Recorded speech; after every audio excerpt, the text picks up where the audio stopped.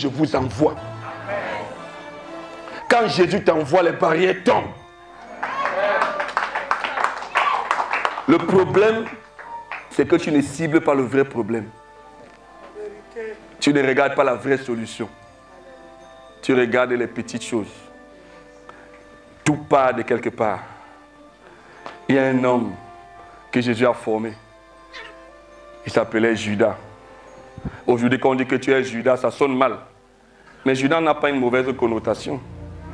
Jésus qui s'appelle le fils de Judas. Jésus est de la tribu de Judas. Judas, c'est la tribu la plus forte d'Israël. Judas n'a pas une mauvaise connotation. Oui, on peut t'appeler Jean-Marie, mais tu es prostitué quand même. On peut t'appeler Simon-Pierre, mais tu es le plus grand bagarreur de la terre. Tu peux t'appeler Philippe, le nom d'un disciple, mais tu es le plus grand menteur de l'univers. Le bon nom qu'on te donne ne change rien, le diable s'en fout du nom qu'on t'a donné. Il va finir avec toi. Si tu ne sais pas Dieu, peu importe le nom qu'on a pris dans la Bible, il y a des gens qui s'appellent même Jésus-Christ, mais ce sont des gros fornicateurs. Alors ce gars, Judas, je vais vous transporter 2019 ans plus tôt. Judas était avec Jésus, il marchait. Une foule de 500 personnes viennent pour précipiter Jésus. Jésus passe au milieu d'eux comme s'il était en train de marcher devant les fleurs, les roses. Jésus arrive devant 5000 personnes, 5000 hommes, sans compter les femmes et les enfants. Ça veut dire qu'il y avait au moins 20 000 personnes. Parce que les femmes sont au double des hommes, les enfants sont au double des femmes. Donc il arrive devant une foule de 5000 personnes, sans compter les femmes et les enfants. Et il prend 3, 5 pains et 2 poissons. Les prix, ça multiplie. Judas a vu ça. Il dit, hein? La fête, il doit donner l'argent. Hein? Pourquoi le gars s'il donne ça gratuitement? On peut bien vendre cette histoire. On devient riche. Il arrive devant Lazare. On dit que Lazare est mort depuis 3 jours. Son corps sent déjà. Il dit qu'enlève-moi la pierre là. Lazare sort. Lazare est sorti. Judas a vu ça. Il dit ça alors, quel homme? Les gars traversent la mer Rouge. Pas la mer Rouge, ils traversent le fleuve. Ils arrivent là-bas. Le bateau tangue, le bateau tangue. Jésus dort. Pendant que le bateau tangue, Jésus dort. Comment le gars peut dormir alors que le bateau est en train de mourir? La Bible dit que Jésus s'est réveillé, il a parlé fort, la tempête s'est calmée. Quand Judas a vu ça, il a dit que non, ça c'est un bon business. Le gars, on ne va pas mourir pauvre ici dehors. À cause de ce Jésus. Maintenant, il dit qu'on doit le manger, on doit le boire seulement. C'est ce que Jésus avait dit. Que maintenant là, comme vous venez seulement pour le peuple, celui qui ne me mange pas, qui ne me boit pas, n'entre pas le royaume de Dieu. Il a dit, hey, yes. Et il a dit aux disciples, non, vous êtes là. Vous ne partez pas pourquoi? Parce que les 70 disciples étaient partis.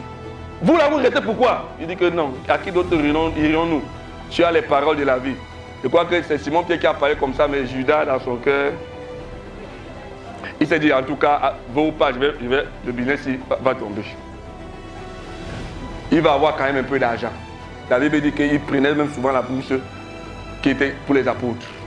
Alors il allait faire un business avec les pharisiens. Il dit que bon, je peux vous livrer Jésus. Donnez-moi l'argent. Je vous livre Jésus. Là, comme vous voulez Jésus là.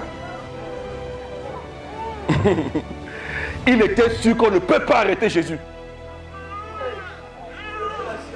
Mais il était sûr. Un gars qui marche sur les eaux, qui gronde la mer, qui ressuscite les morts, qui marche au milieu des gens qui veulent le tuer, qui commande les choses, les malades sont guéris en catastrophe, ainsi de suite. Qui peut l'arrêter? Il savait qu'on ne peut pas arrêter Jésus. Il a dit que je vous livre ce Jésus-là aujourd'hui. Donnez-moi l'argent.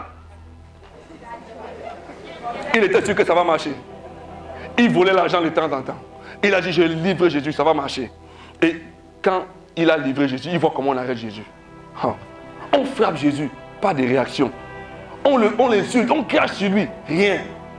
On le juge, Jésus ne parle pas. On l'accuse, tout le monde. On l'entend, il voit comment Jésus a blessé les coups de poing partout. Il dit que ce n'est pas possible. Qu'est-ce que j'ai fait comme ça? Le business ne marche pas. Pardon, reprenez votre argent. Pardon, reprenez votre argent. Pardon, reprenez votre argent. On dit qu'on ne prend plus. Ce qui est fait, fait. Mouillé, c'est mouillé. Il n'y a pas de mouillé sec. Le plan n'a pas marché, Judas est parti se suicider. C'est ce qui t'arrive souvent. Parfois tu crois que Dieu ne fait rien. Tu crois que tu peux jongler avec lui. Tu fais le mal, tu dis, ah, il ne va rien me faire. Tu fais le mal, ah, il ne va rien me faire. Généralement, Dieu est tellement patient sur le mal que tu lui fais. que le mal là, c'est ça qui va te condamner. La Bible dit que c'est votre méchanceté qui vous punira. Ne continue pas à tenter Dieu comme Judas, qui croyait qu'il va toujours s'en sortir. Qu'il va toujours s'en sortir. Et la culpabilité a fini avec lui. Peut-être que tu es coupable ce soir comme Judas. Mais il y a un temps où tu dois dire, la chose que tu as projetée, le mal que tu as projeté, fais demain là, arrête. Tu ne sais pas, peut-être c'est le dernier mal que tu voulais faire. Judas ne savait pas que c'était la dernière fois qu'il fait un faux coup. Il ne savait pas. Peut-être le mal que tu projettes demain, c'est le dernier. Arrête-toi tout de suite. Si tu sens que non, cette parole est pour toi. Jésus voulait sauver Judas, il n'y avait pas moyen. Et Judas pouvait parler comme ça après avoir trahi. J'étais sûr et certain qu'il allait s'en sortir, qu'après l'avoir trahi, j'allais me reconvertir, interjeter ma faute et me laisser amortir par son amour infini que nul ne peut démolir. J'étais convaincu qu'une fois de plus il s'en sortirait. Je l'avais vu faire et même la tempête il a grondé. C'était Rabbi le maître, rien ne l'ébranlait. À ma désagréable surprise, je me rendais coupable. Sur son visage il prenait des soufflets. Coupable. Les coups et les crachats le torturaient. Coupable. Les enfants l'humiliaient. Coupable. Ses vêtements déchiraient. Coupable. Et je me retrouvais la corde au cou.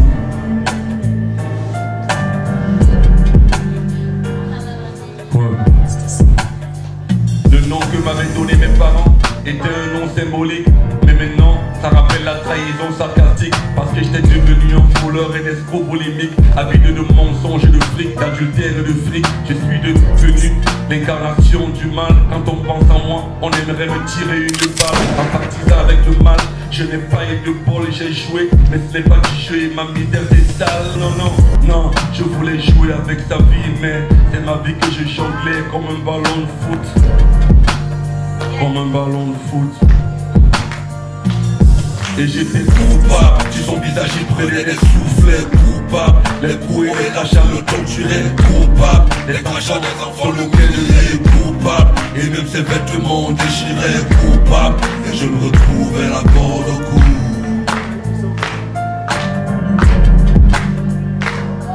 Voilà.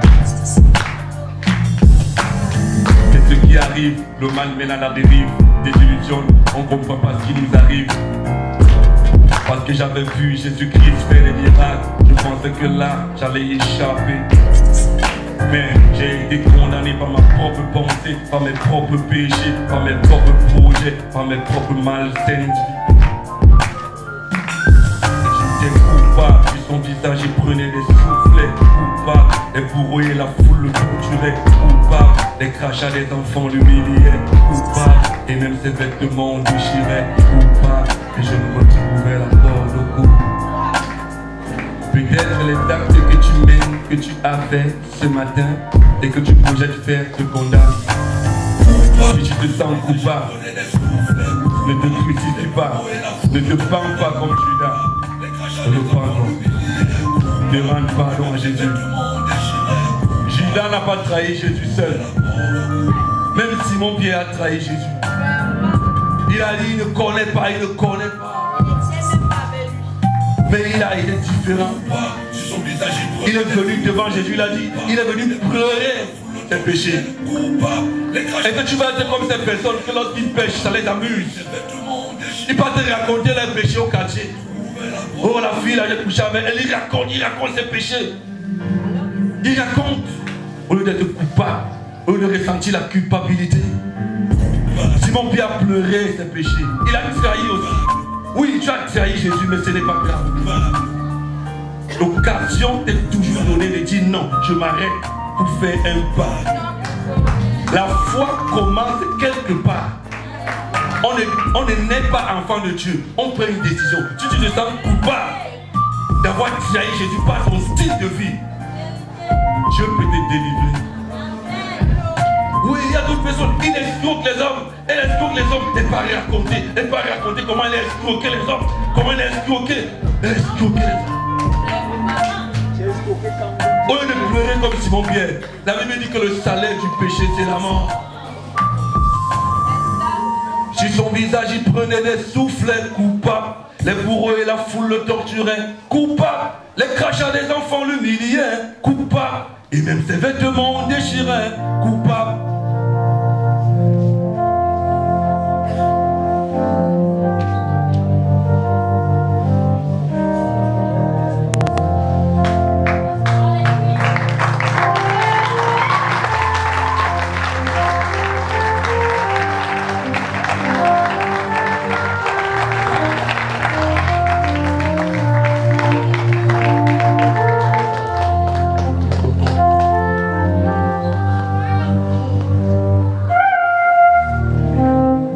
La culpabilité ne va pas te tuer comme Judas. Tu es là dans cette salle, tu te sens coupable d'avoir trahi Jésus-Christ. Tu es au bon endroit, mon frère, ma soeur. C'est aujourd'hui le jour où tu viens à Jésus-Christ avec tout ton cœur et tu dis bye bye à cette vie de moquerie. On ne se moque pas de Dieu. Ne vous y trompez pas. Ce qu'un homme aura semé, c'est ça qu'il récoltera. Coupable, sur son visage il prenait des soufflets. Coupable, les bourreaux et la foule le torturaient. Coupable, les crachats des enfants l'humiliaient. Coupable, et même ses vêtements on déchirait. Coupable, et je me retrouvais la corde au cou.